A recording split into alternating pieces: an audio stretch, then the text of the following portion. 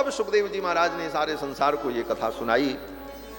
सूत जी कहते हैं, हे मुनियों, इस कथा की अद्भुत महिमा है। ये कथा हमारे मन को शुद्ध करने वाली है। मन को शुद्ध करने का एकमात्र उपाय भगवान की कथा है। तन को शुद्ध करने के बहुत उपाय हैं। आप गंगा में नहा लो, शरीर पवित्र हो जाए।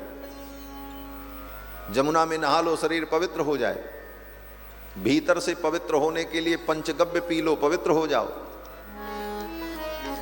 मन को कैसे पवित्र करें? मन को पवित्र करने का उपाय क्या है? मन बड़ा विचित्र है।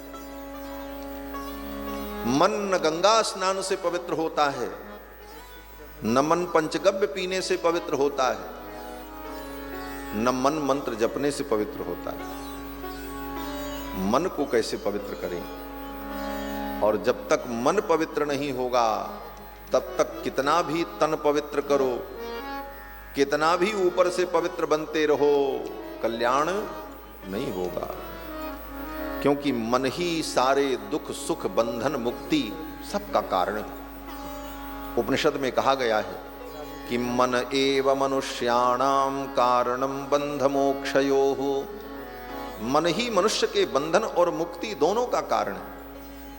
और इस मन को पवित्र करना बड़ा कठिन है।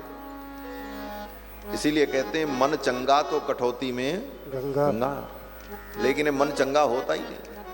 तो मन को चंगा करने का उपाय क्या है?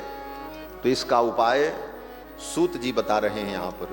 सूत जी कहते हैं कि एतस्माद् अपरम किंचिन मनःशुद्ध्यै न विद्यते। भगवान की कथा के अतिरिक्त मन को पवित्र करने वाला दूसरा कोई साधन नहीं है। मन को पवित्र करने का अगर कोई साधन है तो भगवान की कथा है। आप कथा सुनोगे तभी मन पवित्र हो। बार बार कथा सुनते रहोगे तो ये कथा आपके मन को निर्मल बना देगी, मन को शुद्ध कर देगी, मन को पवित्र कर देगी। यथा यथात्मा परिमृज्यते सौ मत्पुण्य गाथा श्रवणा विधानैः तथा तथा पश्यति वस्तु सूक्ष्मम चक्षुर यथैवांजन संप्रयुक्तम। स्वयं भगवान कृष्ण कहते हैं कि भक्त जब मेरी कथा को श्रवण करते हैं तो कथा श्रवण करते करते धीरे धीरे उनका मन निर्मल हो जाता है, उनका अंतःकरण निर्मल हो जाता है, उनके आंखों में ऐसी दिव्य दृष्टि आ जाती है कि वे सूक्ष्म तत्व मुझ परमात्मा को जान लेते हैं, मुझ परमात्मा को प्राप्त कर लेते हैं।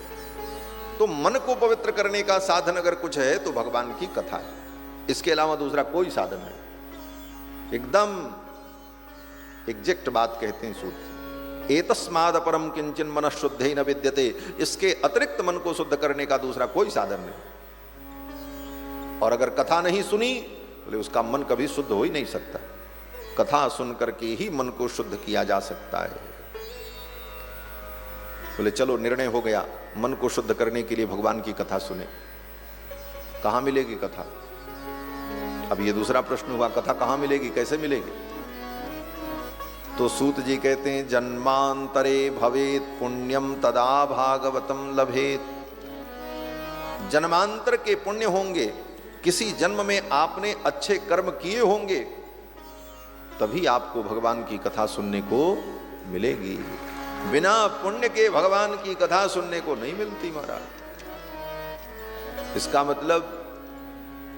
मतलब ये है कि जन्मांतर में पुण्य होगा तभी आप कथा सुन पाएंगे, नहीं तो नहीं सुन पाएंगे।